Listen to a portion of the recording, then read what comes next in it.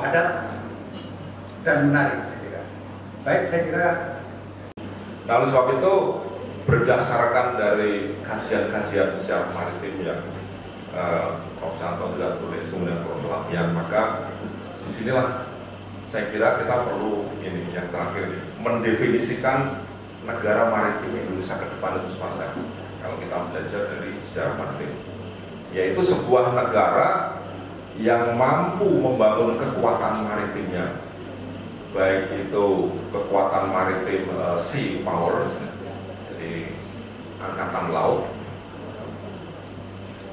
di bidang pelayaran dan perdagangan, ini pelayaran untuk perdagangan, merchant shipping, kemudian juga mampu membangun kekuatan pertahanan dan keamanan, yaitu maritime fighting instruments, kemudian juga kualitas SDM-nya, lalu kemajuan teknologi kemaritiman yang tentu saja untuk sekarang itu harus didukung oleh kekuatan udara, satelit dan sebagainya, kalau dulu belum ada, dan teknologi siber yang secara sinergis guna memanfaatkan, ini yang paling penting, memanfaatkan potensi yang dimilikinya secara sinergis, tidak dikotomis tadi ya, baik itu potensi laut maupun potensi darat atau pulau dalam kerangka dinamika geopolitik untuk mencapai kemakmuran ekonomi dan kejayaan negara. Jadi saya kira ini yang saya kira perlu dikembangkan kalau kita ingin membangun Indonesia di masa akan datang sebagai negara maritim. Jadi jangan sampai melakukan dikotomi lagi. Jadi inilah saya kira mungkin kontribusi yang perlu kita perjuangkan ya, kalau Indonesia di masa akan datang ingin membangun negara maritim, maka definisi dari negara maritim itu harus kita rumuskan dan lalu kita jabarkan di dalam program-program yang real. Nah, ini saya kira barangkali mungkin Prof. Santo juga masih punya PR juga untuk memperjuangkan itu, bagaimana nanti ini tidak hanya sekedar dibicarakan di ruang-ruang kelas dan penelitian dan laporan penelitiannya ditumpuk atau ya mungkin diterbitkan di jurnal, tetapi tidak pernah diimplementasikan oleh para policy maker. Saya kira kalau kita ingin membangun negara maritim yang jaya di masa yang datang, saya kira kita tidak bisa memuaskan dan kita belajar sejarah. Sampai kita juga harus mempelajari bagaimana masa kini dan bagaimana kita membayangkan masa depan.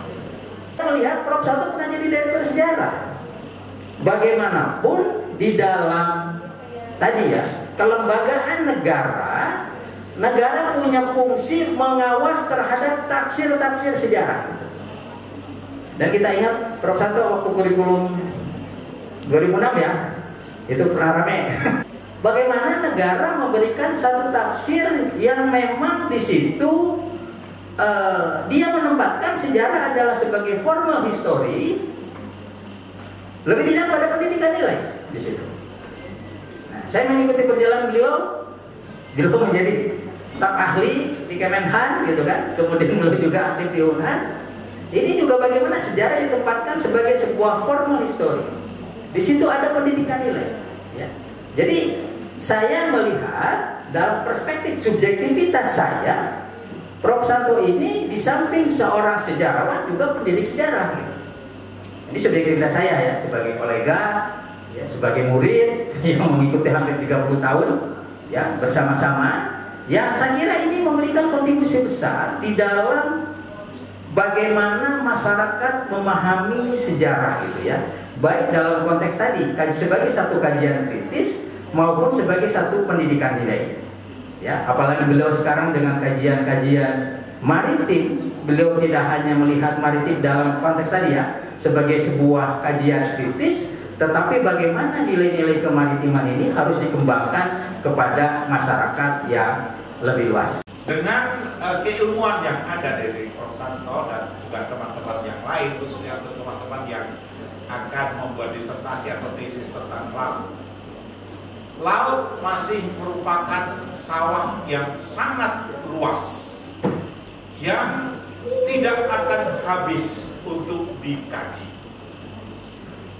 Dan dengan demikian sangatlah beralasan bagi Prof. Santo untuk mengembangkan sejarah dengan meletakkan laut sebagai objek studi di berbagai tingkatan.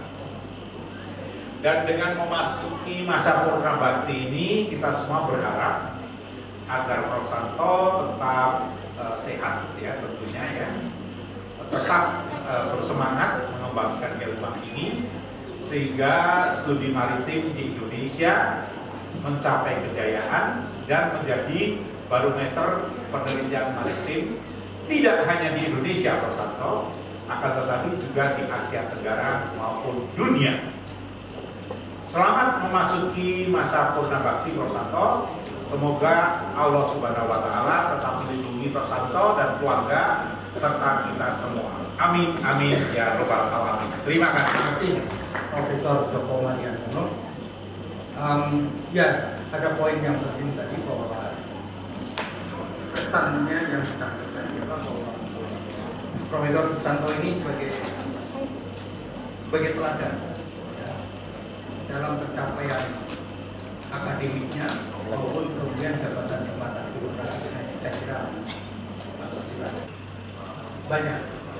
Tapi saya kira dengan apa yang sudah disampaikan atau yang digelar pada hari ini, setengah hari ini, saya kira mudah-mudahan ini bisa menjadi satu kenangan yang manis antara kita bersama dengan Mas Santo, dan kita doakan seperti yang sudah banyak disampaikan dari kita, Mas Santo tetap sehat, ya, tetap sehat dan tetap bisa mengabdi. Pensiun itu hanya urusan administrasi, pikiran tidak bisa dipensiun, saya kira ya. Baik.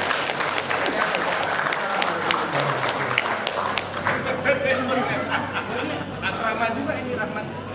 Bisa. Oke. Tahan semua. 1, 2, 3.